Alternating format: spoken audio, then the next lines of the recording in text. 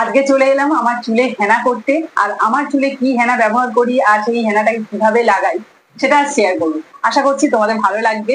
তো চলো কথা না বাড়িয়ে প্রথমে দেখিয়ে দিই আমি আজকে কি হেনা নিয়েছি। এখানে নিয়েছি ব্ল্যাক ময়ূরী হেনা।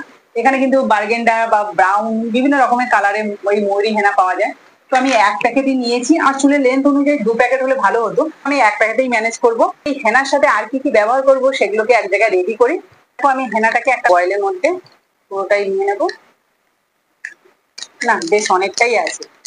আর তার সাথে এখানে দেখো আগে থেকে আমি এটাকে রেডি করে রেখেছিলাম চা পাতা আর কারি পাতা, এই দুটোকে ভালো করে ফুটিয়ে জলটা দেখো কতটা ঘন করেছি, মানে কালো ভাব রয়েছে। এই দেখো, মানে চায়ের লিকারটা কিন্তু অবশ্যই দিতে হবে, তাহলে কিন্তু কালারটা দারুণ আসবে। তোমরা চাইলে যে কোনো কালারে কিন্তু হেনা নিতে পারো, তবে হ্যাঁ এই কফি বা চা পাতাটা অবশ্যই ব্যবহার করবে। আর তার সাথে সাথে আমি কারি পাতাটা দিয়েছি, কারণ কারি পাতা কিন্তু চুলকে অনেকটাই শক্ত করে। চলো এটাকে আমি ছেঁকে এই হেনার মধ্যে নিয়ে নিই। এই যে পুরোটাই নিয়ে নিচ্ছি। পিওর চায়ের লিকারটা বেরিয়েছে। সাথে দিয়ে দেবো কফি পাউডার। আমি এখানে 10 টাকা দামে যে কফি পাউডারটা হয় সেটা নিয়ে নিয়েছি। এখানে সরাসরি সেটা দিয়ে দিচ্ছি, এই 1 চামচ মতো।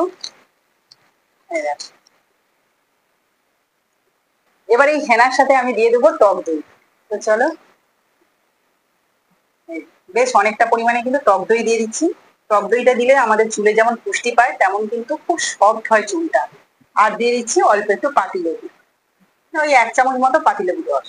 যেহেতু এখন প্রায় শীত পড়ে যাচ্ছে, আর শীতের সময় কিন্তু আমাদের চুলে খুশকিটা হয় বেশি, তাই খুশকিটাকে নিরাময় করতে গেলে অবশ্যই কিন্তু যে কোনো হেনা ব্যবহার করতে হবে। তবে হ্যাঁ, কম খরচের মধ্যে এই ময়ূরী হেনাটা খুবই ভালো।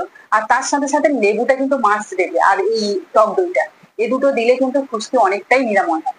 তো চলো সবকিছু এবার ভালো করে মিশিয়ে নিই। এই হেনা আবার সারা রাত যদি লোহার কড়াইতে ভিজিয়ে রাখা হয় তাহলে না কালারটা খুব সুন্দর ফোটে। তবে এখনকার দিনে তো সেরকম ভাবে লোহার কড়া পাওয়াই যায় না, আমাদের বাড়িতেও নেই। তার জন্য আমি আর রাখতে পারি না, সঙ্গে সঙ্গে ইনস্ট্যান্টই মানে হেনাটাকে একদম সম্পূর্ণভাবে রেডি করে চুলে লাগিয়ে নিই। আর হ্যাঁ, তবে ওই যে চা পাতাটা যে বা চায়ের লিকারটা আমি তৈরি করেছিলাম, ওই যে চায়ের লিকারটা একটুখানি উষ্ণ গরম থাকলে খুব ভালো হয়। তোমরা চাইলে কিন্তু এর মধ্যে ডিমও ব্যবহার করতে পারো। আমি যেহেতু এর মধ্যে টক দই দিয়েছি তার জন্য আর ডিমটা দিলাম না। এখানে হয়ে গেছে, ভাবছিলাম যে পাতলা হবে কিন্তু না, একদম পারফেক্ট ভাবে কিন্তু রেডি হয়ে গেছে। দইয়ের পরিমাণটা একটু বেশি দিয়েছিলাম বলে অনেকটা পরিমাণে হয়েছে, প্রায় 50 গ্রামের বেশি কিন্তু আমি এখানে টক দই ব্যবহার করেছি। চুলে অ্যাপ্লাই করবো। চলো,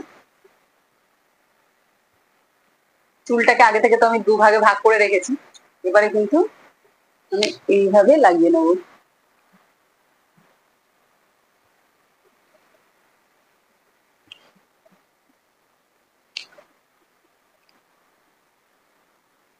ভালোভাবে কিন্তু হাত দিয়ে এইভাবে লাগাতে হবে। কেউ লাগিয়ে দিলেও ভালো, আর না হলে নিজেকে একটু সাবধানের সাথে লাগাতে হবে, তাহলে কিন্তু শাড়ি বা জামা কাপড়ে পড়বে না। আর খুব পাতলা হয়ে গেলে বেশি ঝরে পড়ে। তবে আমার থিকনেসটা কিন্তু একদম পারফেক্ট আছে, দইটা ঠিকঠাক দিয়েছিলাম বলে। তো এখান থেকে আবার কিছুটা ভাগ করে নিচ্ছি দেওয়ার সুবিধার্থে। মাসে যদি একবার এইভাবে হেনা করা যায় তাহলে কিন্তু স্ক্যাল্পে কোনো রকম সমস্যা থাকবে না, এবং চুল ওঠাও কিন্তু খুব ভালোভাবে বন্ধ হয়ে যাবে।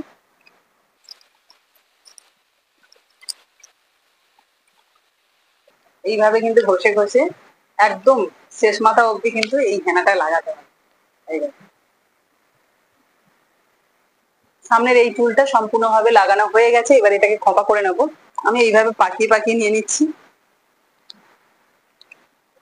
এইভাবে পাকিয়ে একটা ক্লিপ দিয়ে দেবো। আবার এর সাথে কিন্তু অ্যাড করবো পিছনের চুলটাও। এই দেখো,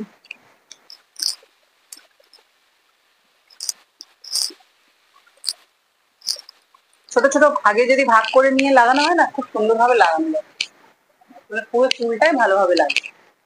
বাকি চুলটাতেও কিন্তু খুব সুন্দরভাবে এই যে লাগিয়ে নিলাম। এবার এটাকে কিন্তু ক্লিপ দিয়ে যে আটকানো আছে চুলটা, তার মধ্যেই এইভাবে ঘুরিয়ে এই এর গায়ে আরেকটু লাগিয়ে নেব। ব্যাস, এই আটকে গেল। দেখো কত সুন্দর ভাবে আটকে গেল। এবার বাকি যে চুলটা আছে এই সাইডে, এটাকেও কিন্তু 2 ভাগে ভাগ করে নেবো। এরকম 4টে পার্টে কিন্তু ভাগ করে যদি লাগানো হচ্ছে। দেখো এটাকেও খোপা করে নিলাম। যে চুলটা আছে সেটাও লাগিয়ে নেবো। খুব ভালোভাবে কিন্তু আমার সমস্ত চুলে লেগে গেল হেনাটা।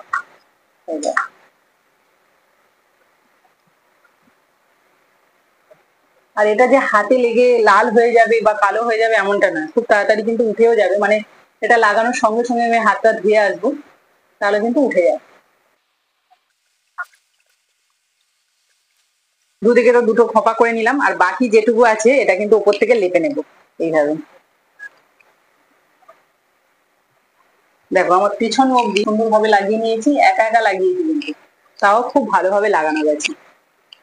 তোমরা যখন হেনাটা রেডি করবে না, যদি কোনোভাবে পাতলা হয়ে যায় তাহলে টক দইটা একটু বেশি পরিমাণে দিয়ে দেবে, কোনো অসুবিধা হবে না।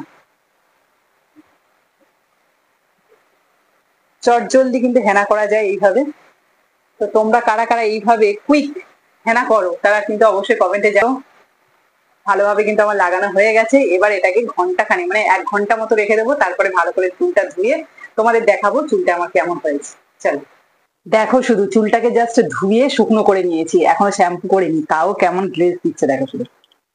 এই দেখো, দারুণ লাগছে না? আমার তো মনে হচ্ছে একটু কালচে ভাবটা বেশি হয়েছে, যা কালো ছিল তার থেকে বেশি কালো। এবার বয়স হয়ে যাচ্ছে, চুলটা যত কালো হবে ততই ভালো লাগবে। দিকে এবার চুলটা নিয়ে নিচ্ছি, এই দেখো।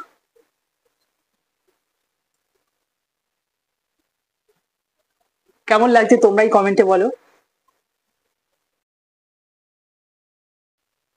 আমি জানি তোমরা সবাই জানো যে হেনা করলে চুলটা খুব সফট হয়, সিল্কি হয়, এবং চুলোটা তো অবশ্যই বন্ধ হয়। তো আজকে আমার মতো করে আমি হেনা করেছিলাম, সেটা তোমাদের সাথে শেয়ার করলাম। আশা করছি তোমাদেরও ভালো লেগেছে। আর চুলের গ্লেজ দেখে নিশ্চয়ই তোমাদেরও ইচ্ছে হচ্ছে একটুখানি হেনা করতে। অবশ্যই ঝটপট এই যে শীত পড়ে গেল, এবার মাসে একবার করে কিন্তু হেনা করো। তো আজকের মতো টাটা।